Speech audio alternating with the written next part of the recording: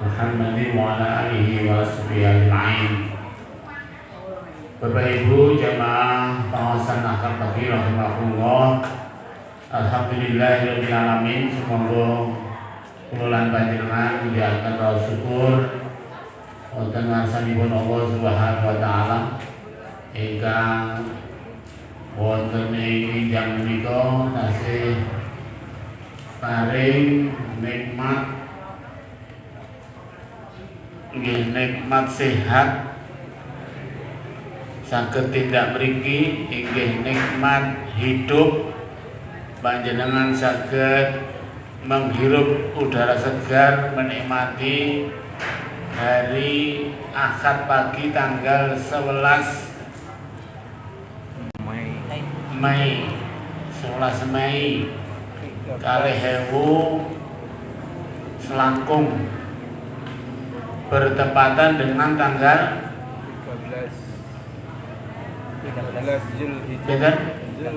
13 Zulqa'dah atau Dzulqa'dah. Wong Jawa Dzulqa'dah. Enake nggih mung pisan iki. Sesuk pun boten enten melih. Soale pun ganti dina, akad sesuk pun ganti tanggal. Maka dalam kehidupan kita hari ini hanya terjadi sekali dalam kehidupan kita. Marilah kita maksimalkan hari-hari ini dengan sebaik-baiknya. Ma'asyiral muslimin rahimakumullah.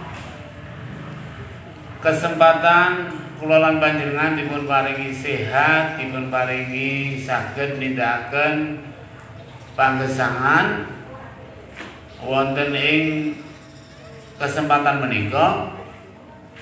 Monggo Bapak Ibu sekalian dimaksimalke, apalagi bulan-bulan ini merupakan bulan-bulan yang mulia. Niki di bulan Dzulqa'dah, bulan Dzulqa'dah atau bulan Dzulqa'dah. Kalau nek cara Jawa niku Dzulqa'dah, ning nek cara Arab Dzulqa'dah. Ini termasuk 4 bulan yang dimuliakan oleh Allah Subhanahu wa taala. Sebagaimana di bulan-bulan yang lain yang dimuliakan. Jadi setahun itu ada 12 bulan. 3 bulan yang dimuliakan itu berjejer berturut-turut. Sedangkan 1 bulan itu terpisah. Apa itu? Nah, maka kita lihat di surat At-Taubah ayat 36. Tentang bulan-bulan yang dimuliakan atau termasuk ini bulan Dzulqa'dah ini termasuk bulan yang dimuliakan. Maka bulan yang utama, keutamaannya apa? Nanti kita bahas bersama-sama. Bapak Ibu, di surat At-Taubah ayat 36 kita bacakan. A'udzu billahi minasyaitonir rajim. Bismillahirrahmanirrahim. Inna iddatash syuhuri indallahi asna asyara sahran fi kitabillah. Sesungguhnya iddata bilangan indallahi di sisi Allah isna asyara, ada 12 bulan. Ada 12 sahra fi kitabillah. Ada 12 bulan sebagaimana yang ditetapkan Allah di dalam kitabnya, atau sebagaimana apa yang telah ditetapkan oleh Allah Subhanahu wa taala. 12 bulan itu napa? Napa Bu? Januari Februari. Mboten. Muharram, Safar, Rabiul Awal, Rabiul Akhir, Jumadil Awal, Jumadil Akhir, Rajab, Sya'ban, Ramadan, Syawal, Dzulqa'dah, Dzulhijjah.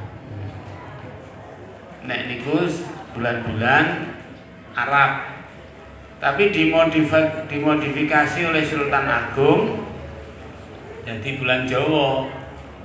Suro, Sapar, Mulut, Ba'da Mulut, Jumadil Awal, Jumadil Akhir, Rajab, Ruwah, Poso, Syawal, Dzulqa'dah, Besar.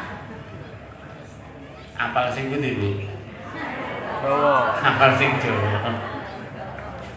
Apal sing Jawa.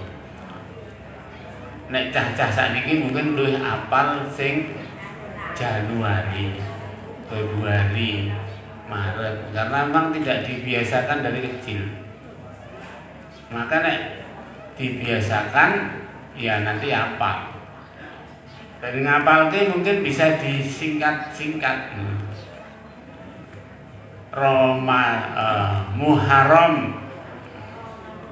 Muharram karo Safar. Musa nanti singkatannya Muharram Safar. Terus Rabiul Awal, Rabiul Akhir. Roro. Singkat apa? Sororo. Roro. Roro. Musa Roro. Jumadil Awal, Jumadil Akhir. Juju. Jumadil Awal, Jumadil Akhir. Terus Rajab, Sya'ban. Rosa. Terus Ramadan, Syawal. Rosa meneh. Terus Dzulqa'dah, Dzulhijjah. Zulzul ngoten lho. Dadi kok nek ngajari anake atau putune bisa kita sampaikan apa? Musa, Roro, Jum. Nama meneh? Rosa, Dul. Luwih gampang napa luwih angel niku? Luwih angel. Niku sing nganggo sing nganggo istilah Arab nggih. Nek nganggo istilah sing Jawa nggih mungkin saged disingkat dhewe. Nek Jawa disingkat piye? Suro karo Sapar. Singkatannya napa? Supar. Suro karo Sapar, Supar. Terus mulut ba'da mulut. Mubah. Supar mubah. Mulut ba'da mulut, Jumadil Awal, Jumadil Akhir. Napa niku singkatane? Jumadil Awal, Jumadil Akhir. Terus Rajab, Ruwah. Napa? Rajab, Ruwah. Ruwah. Rajab, Ruwah. Ramadan, Poso, Syawal. Posa. Terus Dzulqa'dah Besar. Nah, mungkin panjenengan punya atian dhewe tidak masalah. Yang penting kita bisa menjelaskan dan memahami bahwa bulan-bulan milik kita umat Islam itu bulan-bulan yaitu bulan-bulan Hijriah, bulan-bulan Hijriah. Yauma khalaqas samawati wal arda minha arba'atul hurum. Di waktu Allah menciptakan langit dan bumi. Jadi ketika Allah menciptakan langit dan bumi itu sudah disertai penetapan bulan-bulannya.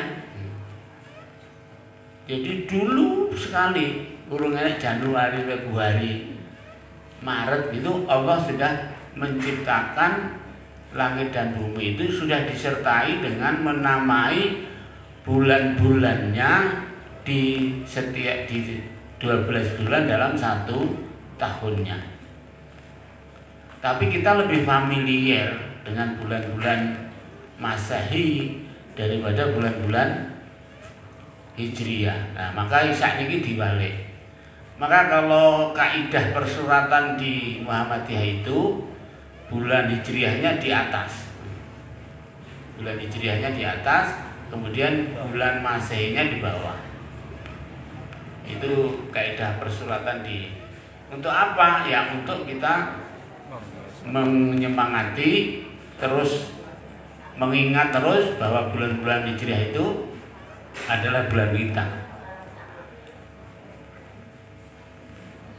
Dan di antaranya yang 12 bulan itu maka ada 4 bulan yang haram, yang mulia.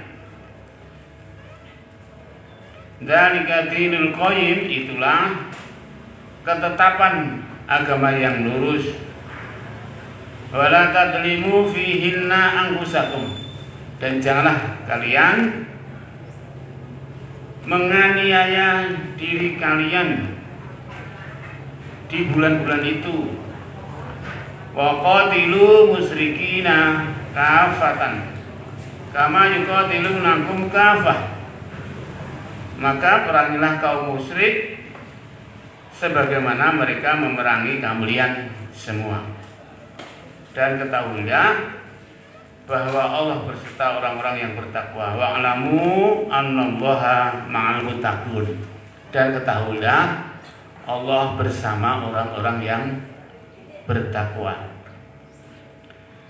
Bapak Ibu sekalian, kita pada hari-hari ini termasuk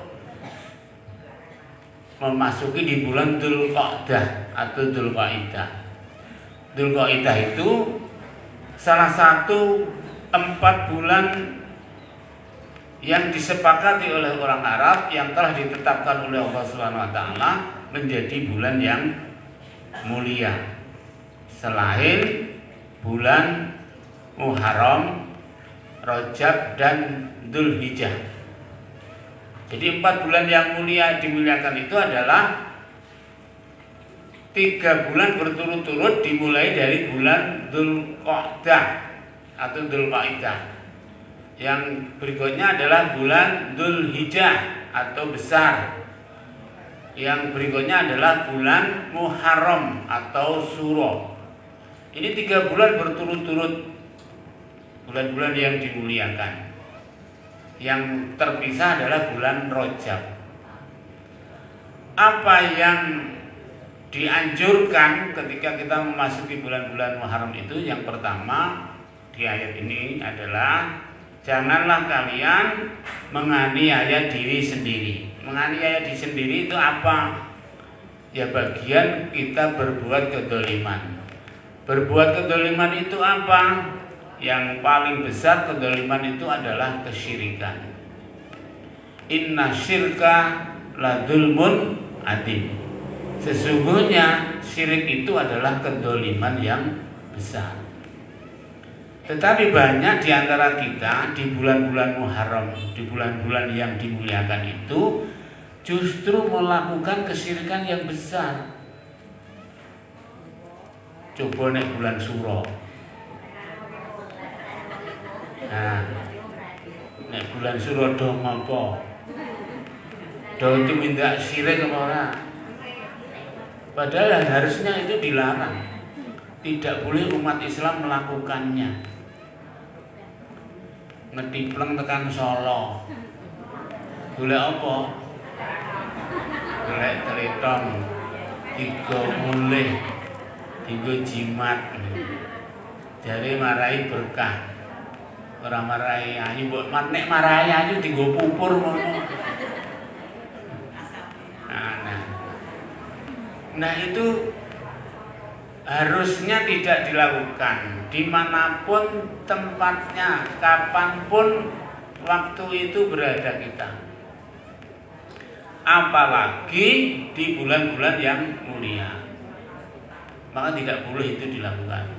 Maka kita harus merevolusi diri kita sendiri untuk senantiasa memperbaiki. Sing dewi iki urung ngerti, ya ora apa-apa lah, jenenge wong urung ngerti. Ning sakniki wis ngerti, maka tidak boleh umat Islam itu melakukan kedoliman. Kedoliman yang besar itu adalah kemusyrikan atau kesyirikan. Kesyirikan itu apa? Segala bentuk peribadatan atau segala bentuk keyakinan yang menganggap ada sesuatu yang berlebih selain dari Allah Subhanahu wa Ta'ala. Peribadatan ya mungkin nek wayah suro ijik nyepai sajen-sajen, atau mungkin dulu nek ijik cilik kula niku kon nganggo apa gelang karet. Ada keyakinan-keyakinan tertentu, termasuk keyakinan nek mantu sasi suro kuwi sial.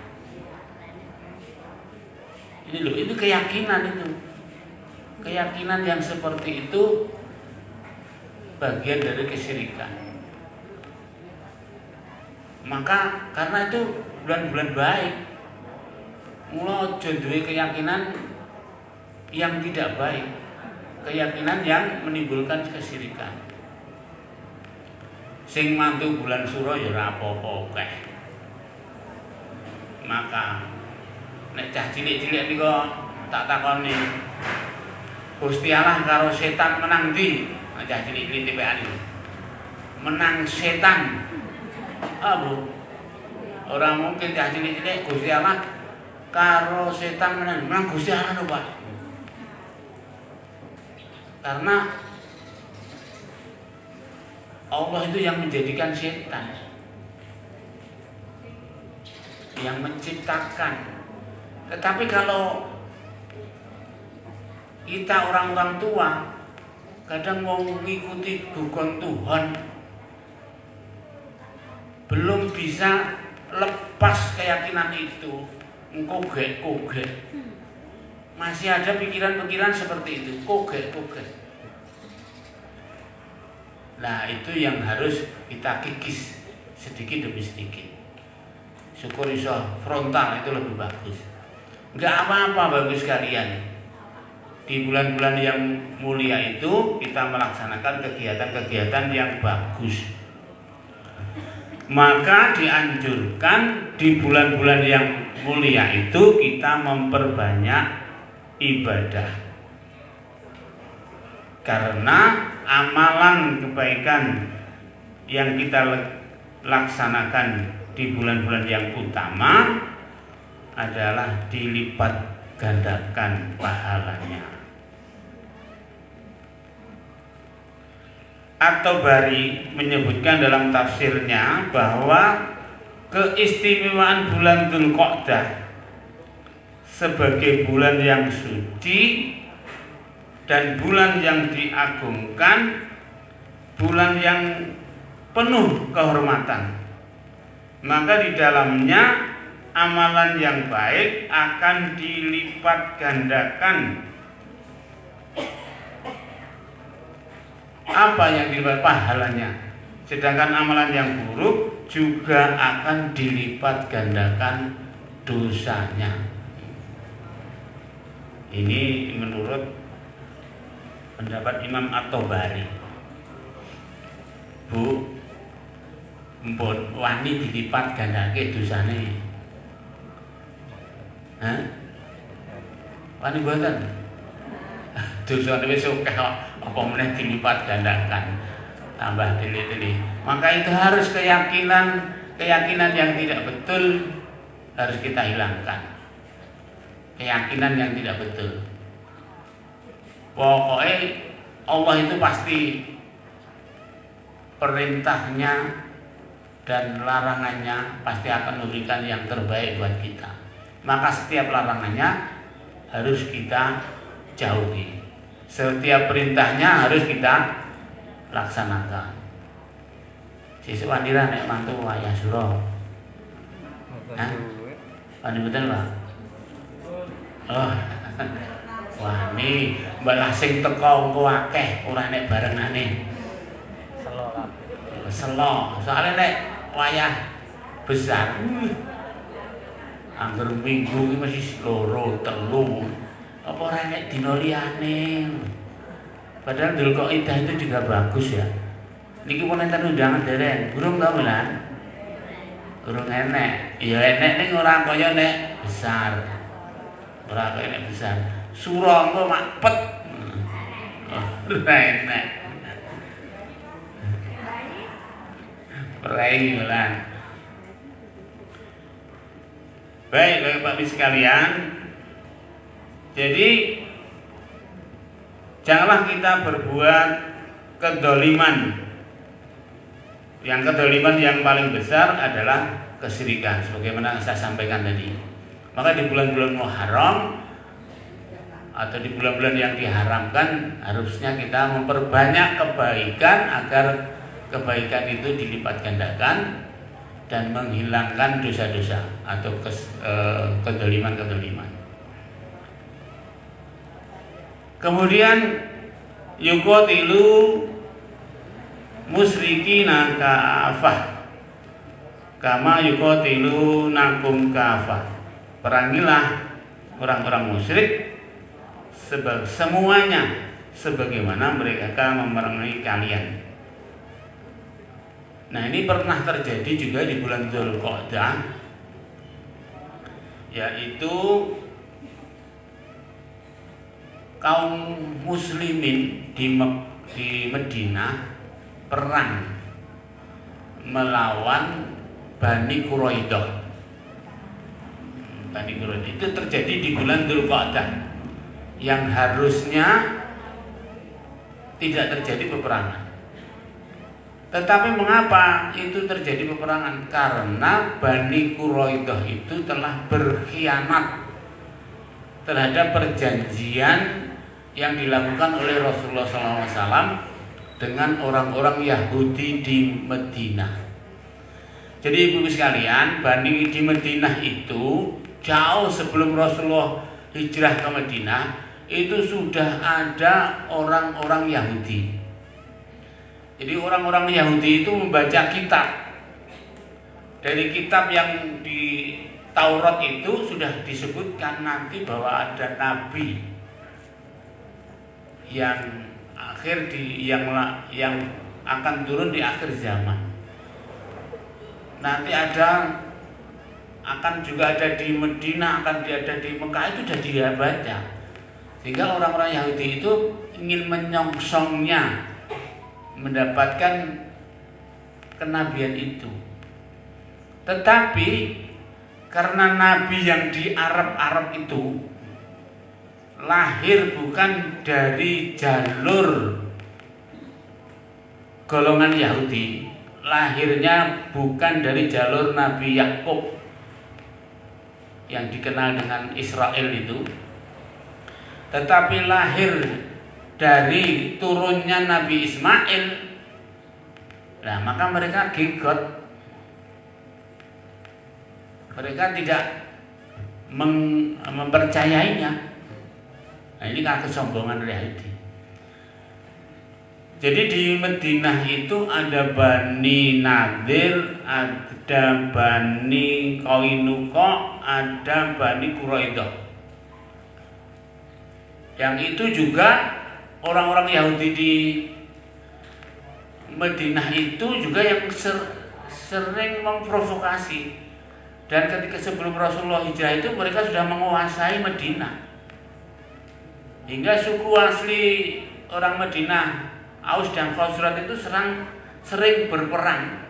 Nah, itu karena provokasinya orang-orang Yahudi.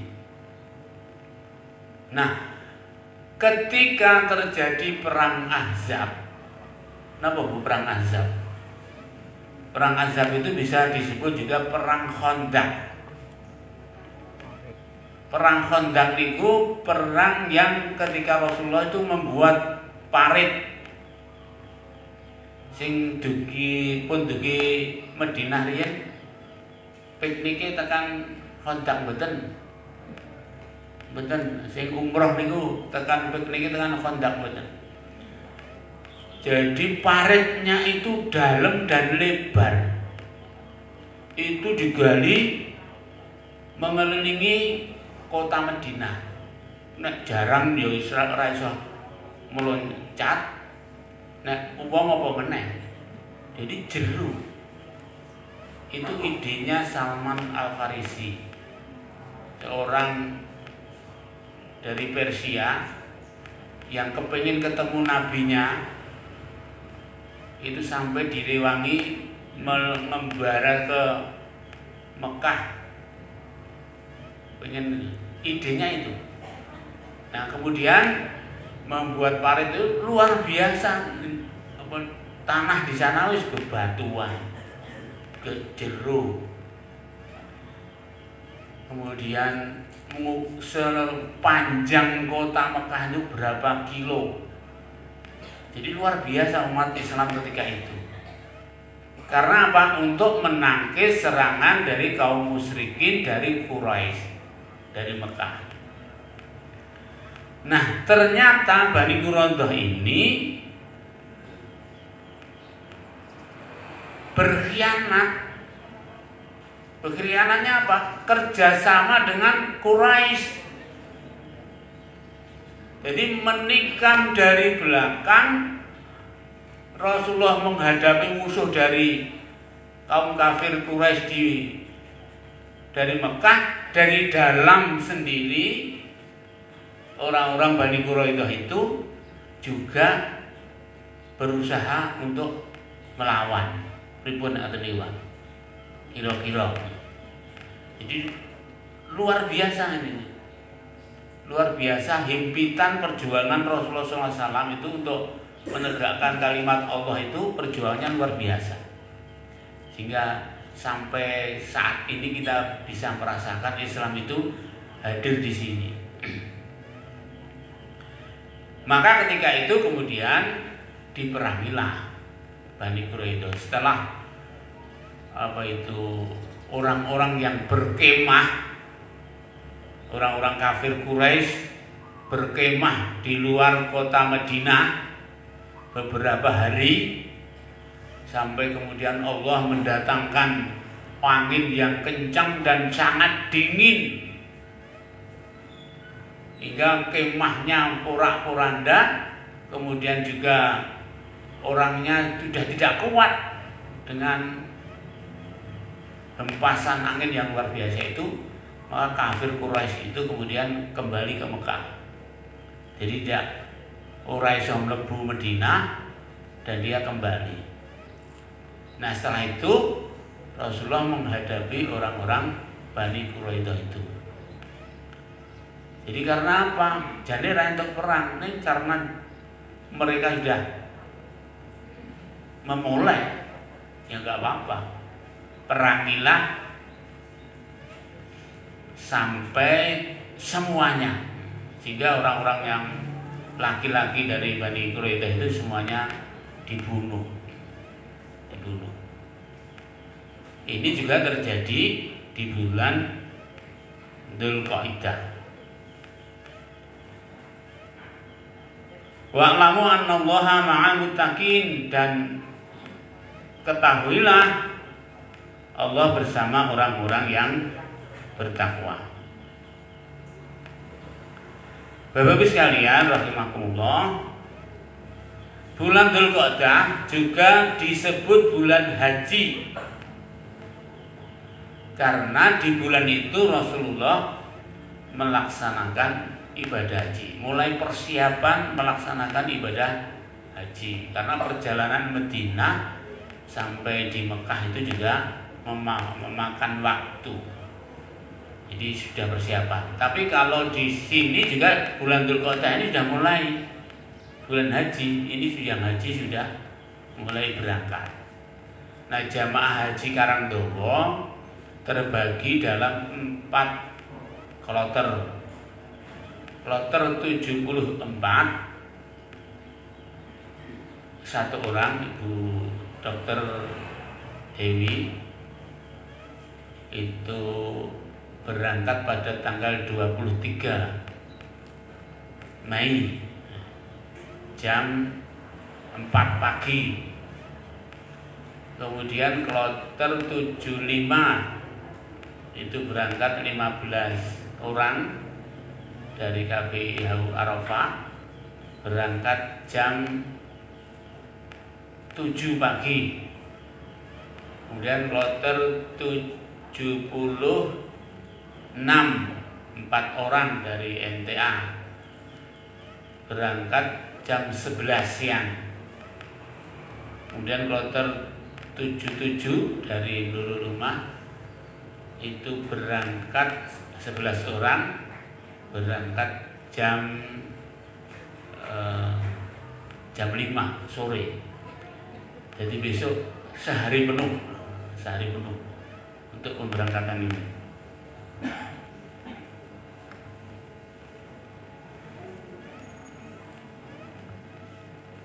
Al-Hajju maklumat. Haji itu waktunya sudah dimaklumi. Kapan itu? Ya, dimulai dengan bulan Dzulqa'dah.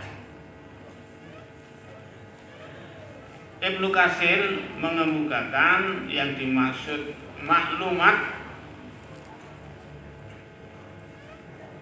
bulan yang tidak sah ihram untuk menunaikan ibadah haji kecuali bulan-bulan ini. Jadi di bulan-bulan itulah kita mulai untuk melaksanakan ibadah haji, yaitu bulan Dzulqa'dah dan bulan Dzulhijjah,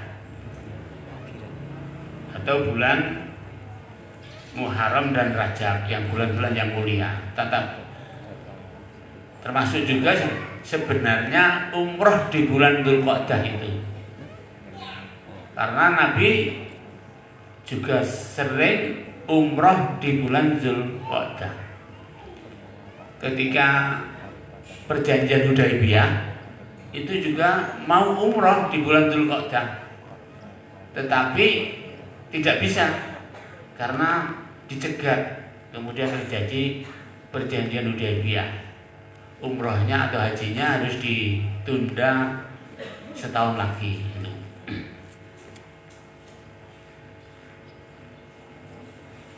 Dan alhamdulillah kalau Indonesia ya bulan-bulan Dzulqa'dah ini sudah mulai berangkat ibadah haji. Maka persiapan ibadah haji juga dimulai di bulan Dzulqa'dah. Kemudian pula bulan Dzulqa'dah ini ada peristiwa juga bertemunya Nabi Musa dengan Allah Subhanahu wa ta'ala.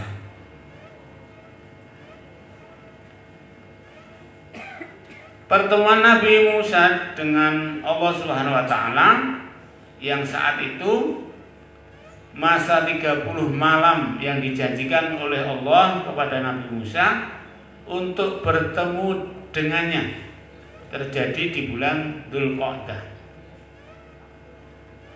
Sedangkan yang 10 malam sisanya terjadi di bulan Dzulhijjah, sebagaimana di surat Al-A'raf ayat 142.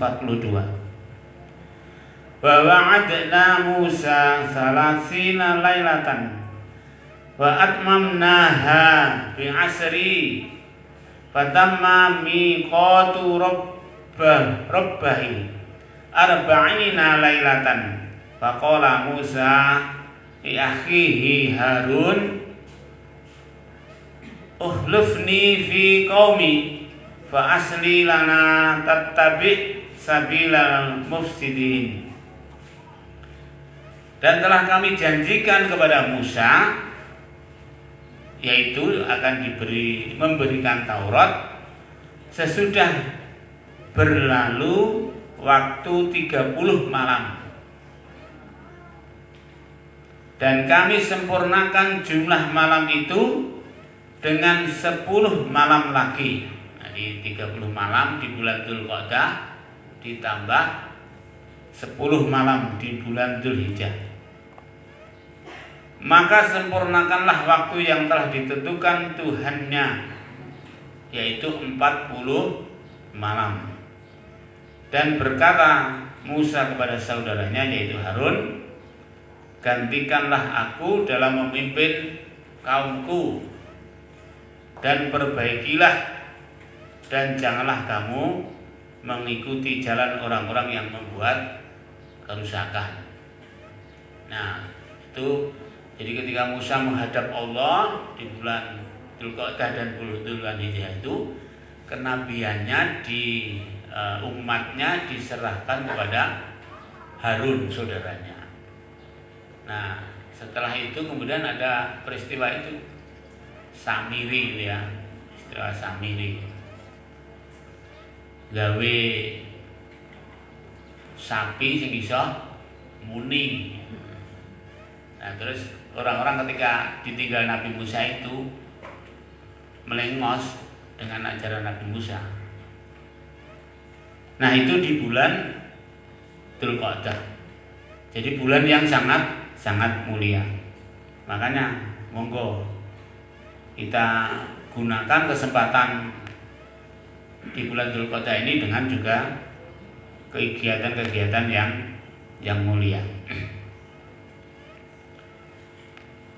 Jadi apa kemudian di bulan Dzulqa'dah itu pula terjadi peristiwa menikahnya Rasulullah SAW dengan Zainab. Dengan Zainab. Zainab itu siapa? Zainab itu dulu jandanya Zaid bin Haris. Zaid itu siapa? Zaid itu anak angkatnya Rasulullah. Dia seorang budak yang kemudian dimerdekakan. Zaid itu pula termasuk salah satu penulis hadis yang banyak meriwayatkan hadis. Itu Zaid. Nah, ketika Zaid sudah dewasa, maka kemudian sudah waktunya untuk menikah, maka beliau menyerahkan urusan nikahnya kepada Rasulullah SAW. Nah, terus pun borong Rasulullah, walaupun wayahe di bojo, panjenengan golek sinten kula manut. Enak ora cah saiki ngono kuwi. Ora enak. Pilih golek dhewe. Padahal digolekke iki rung karuan elek, golek dhewe iki rung karuan apik. Ning jaman saiki nek ra golek dhewe kaya Siti Nurbaya. Padahal ya raja Minan. Akhirnya Rasulullah meminangkan Zaid itu kepada Zainab, putra bibinya ya. Nah, Zainab itu keluarga kaya, termasuk juga bangsawan. Sedangkan Haris Zaid itu kan mantan budak. Allah ingin mematahkan ya tradisi itu. Jadi budak yang sudah merdeka ya merdeka, jadi nikah harus sapa-sapa ya ora apa-apa. Ya, semula memang Zainab tidak mau semula Zainab tidak mau. Tetapi karena kemudian ada perintah di dalam Al-Qur'an, tidaklah patut seorang mukmin itu tidak mentaati perintah Allah dan Rasulnya. Maka Zainab, nek niku perintahin jenengan ya kula manut. Nah, akhirnya ngoten. Sehingga Zaid menikah dengan Zainab. Tapi kemudian di pertengahan dalam pernikahannya itu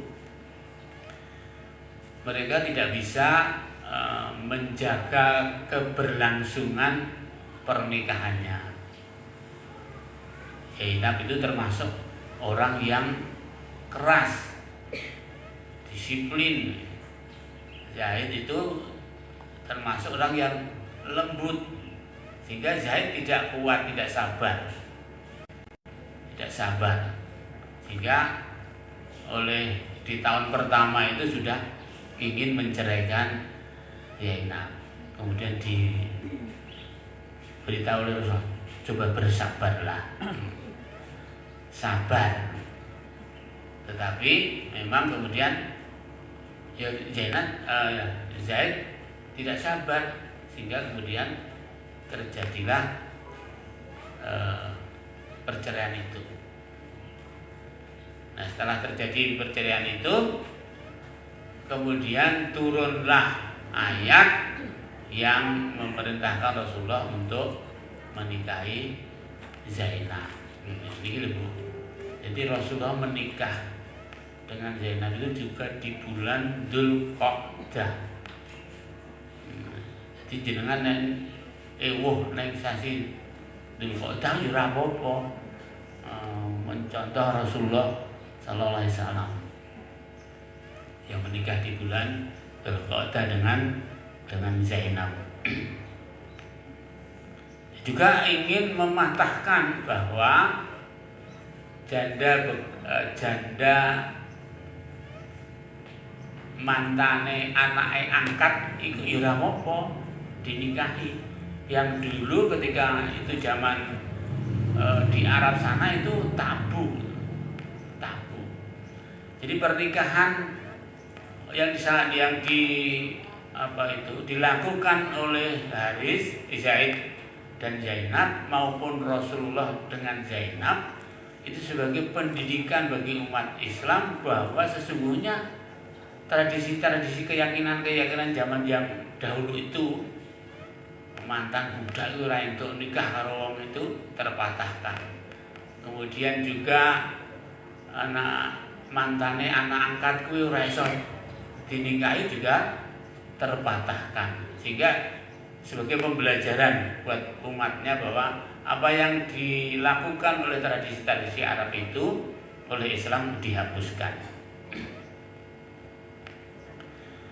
Bapak sekalian, di bulan Dzulqa'dah itu pula Rasulullah Shallallahu Alaihi Wasallam melaksanakan haji dan umroh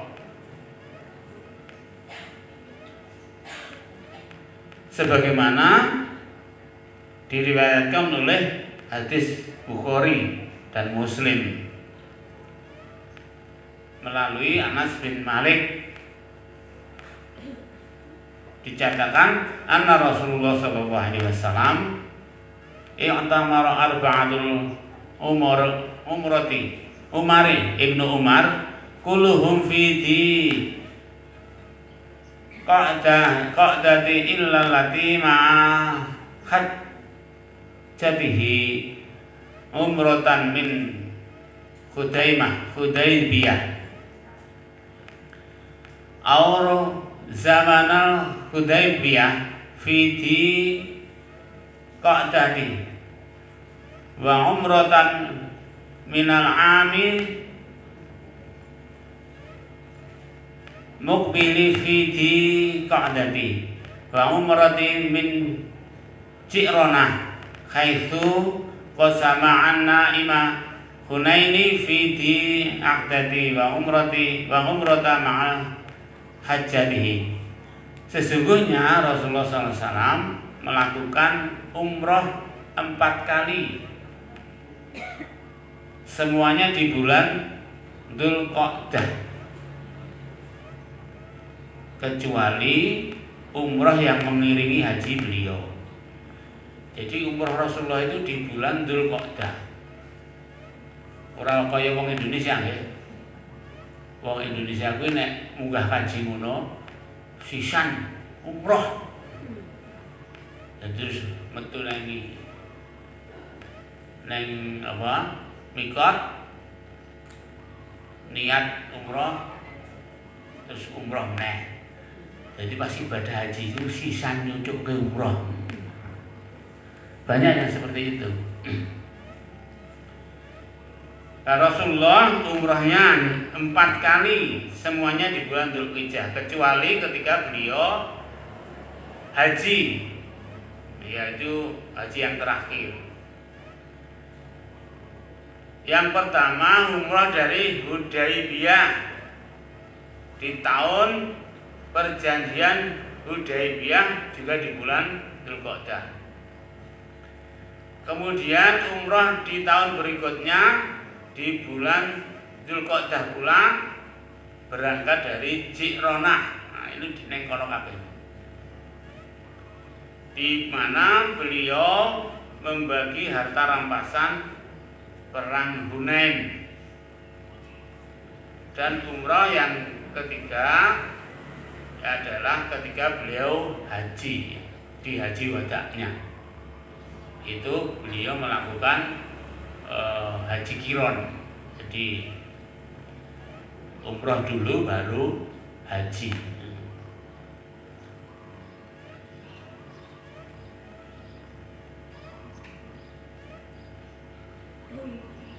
Alasan Nabi SAW berumroh di bulan Dzulqa'dah, menurut An-Nawawi dalam kitabnya Syarah Muslim, disampaikan bahwa para ulama mengatakan Nabi SAW melakukan beberapa kali umroh di bulan Dzulqa'dah karena keutamaan bulan ini dan dalam rangka menyelisihi masyarakat jahiliyah dalam waktu pelaksanaan umroh.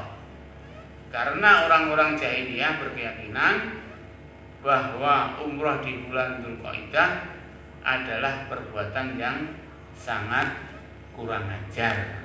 Keyakinan orang-orang jahiliyah seperti itu, sehingga itu dipatahkan oleh Rasulullah SAW. Justru di bulan Dzulqa'dah itu bulan yang mulia untuk melaksanakan umroh. Tapi kalau kita sekarang di Indonesia itu mau bulan Dzulqa'dah umroh tidak bisa, karena sudah ditutup untuk persiapan haji. Jadi ini pun ditutup Ramadan, Syawal, akhir pertengahan Syawal itu pun persiapan jaga haji. Dan Dzulqa'dah itu pun tutup, tidak bisa umroh kalau sekarang. Nah, umrah yang lain mungkin di bulan-bulan yang lain seperti bulan Rajab, monggo di bulan Muharram ya tidak apa-apa, bulan-bulan yang mulia. Ataupun ya Ramadan ya ape. Umrah itu sampai syukur iso ngepaske waktu yang mulia tidak apa-apa. Kemudian Nabi SAW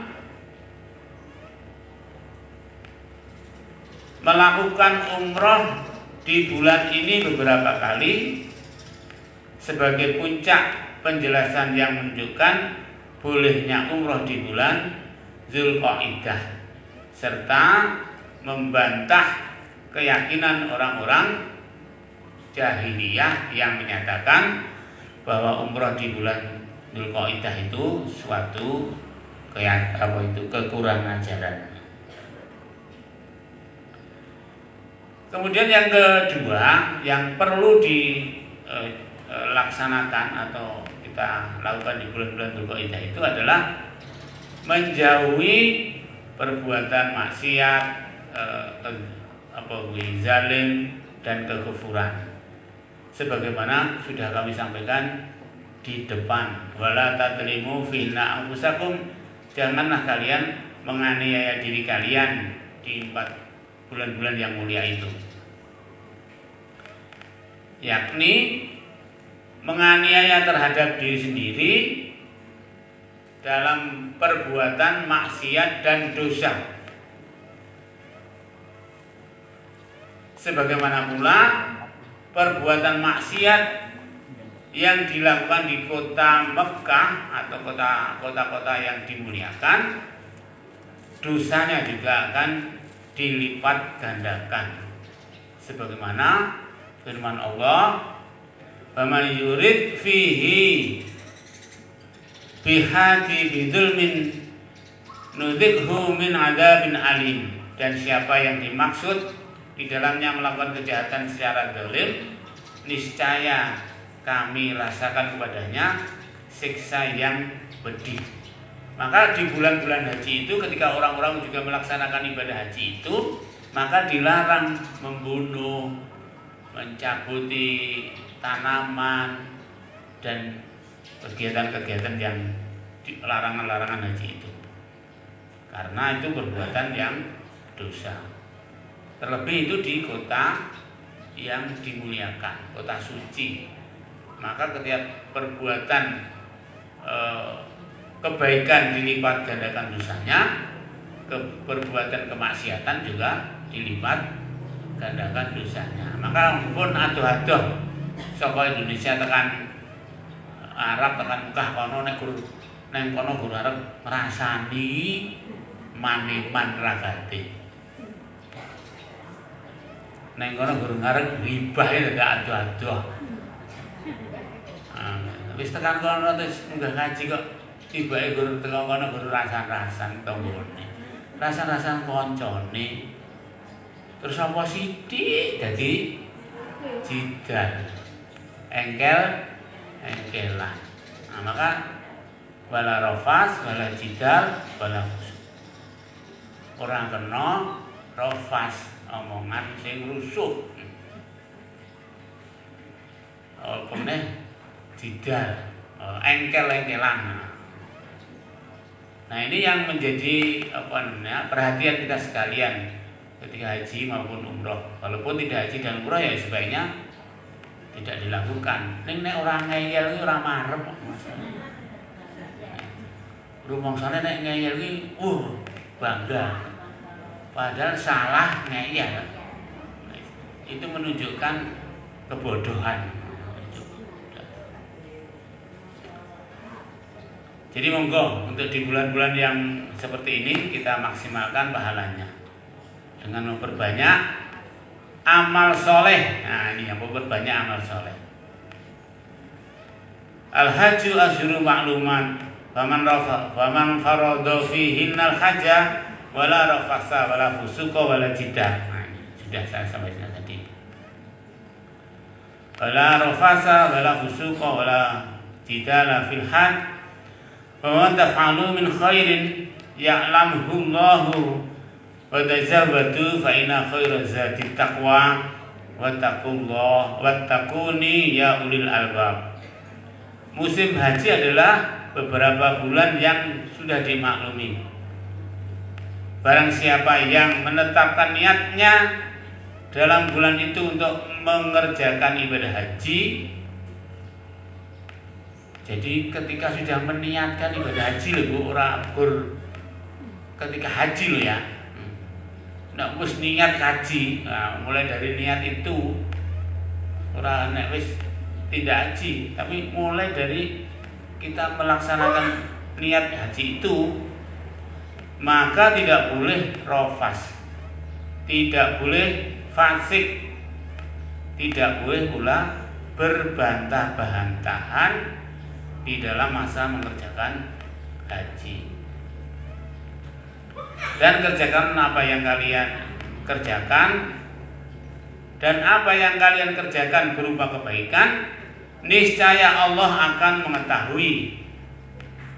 Berbekalah, sesungguhnya sebaik-baik bekal adalah takwa. Dan bertakwalah kepadaku, hai orang-orang yang berakal. Nah, kemudian ini menjadi sebaik-baik bekal adalah takwa. Tidak hanya kalau kita konteks ibadah haji dan lunga haji itu ya bekal utama adalah takwa, tetapi dalam pengertian yang lebih luas lagi, ketika kita mau bepergian yang lebih jauh, bepergian yang lebih jauh, pergian yang lebih jauh itu mana? Ya ke dunia lain. Dunia lain mana? Ya akhirat. Ya, itu adalah bekalnya juga takwa. Fatazawwadu fa inna khairaz zadi taqwa. Maka sebaik-baik bekal adalah takwa. Karena kalau bekal yang lain itu habis. Karena kalau bekal takwa nanti tidak akan habis. Karena keyakinan, nek bekal nopo, bekal duit, kalau yang dalan ya entek, bekal panganan ya entek, bekal minuman juga habis. Tetapi bekal takwa itu tidak akan ada habisnya. Dengan takwa itu Allah akan menolong kita. Karena dengan takwa itu akan diberikan kemudahan kita dalam perjalanan, dalam setiap kegiatan. Nah, orang-orang yang sudah keyakinannya luar biasa, maka tidak akan pernah takut ketika dia melakukan sebuah perjalanan selama ia bertakwa. Oleh karena itu, maka hendaklah kita memperbanyak amal soleh. Apa amal soleh itu?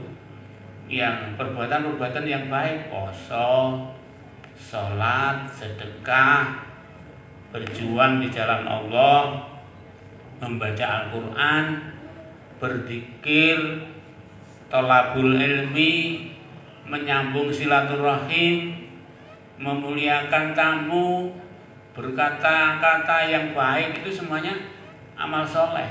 Nah, itu bisa kita lakukan sesuai dengan kepentingan kita, yang mana yang lebih bisa kita maksimalkan. Jadi dua amal petingan ngoten niku. Nek salat bengine ora iso ya mungkin silaturahmine sing diperkuat.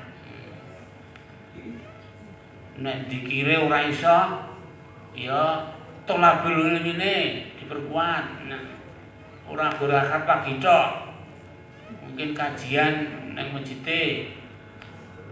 Di sini kan banyak kajian. Sering berangkat pengajian. Atau nek orang iso kapan duwe tangga ya berbuat baik kepada tetangga. Nek tanggane repot, ndang cepet-cepet dibantu, dan seterusnya dan seterusnya. Yang tidak ragat ya sholat sunnah niku ora ragat ini.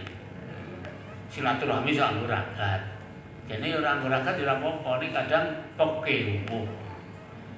Nah, itu monggo kita maksimalkan di bulan-bulan ini untuk kebaikan-kebaikan yang banyak. Saya kira itu Bapak Ibu yang dapat kami sampaikan, mudah-mudahan bermanfaat. Ada salahnya mohon dimaafkan. Nasrun minallah wa fatun qarib. Assalamualaikum warahmatullahi wabarakatuh.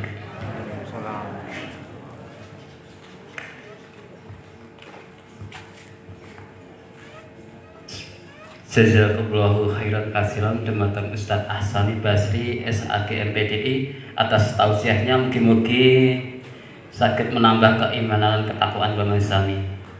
Bapak Ibu jamaah ahad pagi saderengipun kita akhiri acara menika wonten pengumuman ingkang setunggal nggih punika kajian ahad pagi ingkang badhe dateng tanggal 2 Zulqa'dah tahun 1426 Hijriah atau tanggal 18 Mei 2000 selangkung nggih menika ingkang badhe ngaos Ustadz Tugiran saking Ketua Korps Muhammadiyah Kabupaten Klaten. Lajeng infak untuk hari ini nggih menika sejumlah 900.000 rupiah. Jazakumullah khairan dumateng Bapak Ibu ingkang sampun infak, mugi-mugi Allah paring balasan ingkang langkung sae. Jazakumullah khairan katsiran. Makaten Bapak Ibu pengaosan akad pagi sampun cekap, monggo kita akhiri kanthi wasan doa kafaratul majelis. Subhanakallahumma bihamdika asyhadu alla ilaha illa anta astaghfiruka wa atubu ilaik. Saking kula nelepate nyuwun pamunten. Wassalamualaikum warahmatullahi wabarakatuh. Sugeng kondur nderekaken mugi-mugi wilujeng wonten griya. Amin.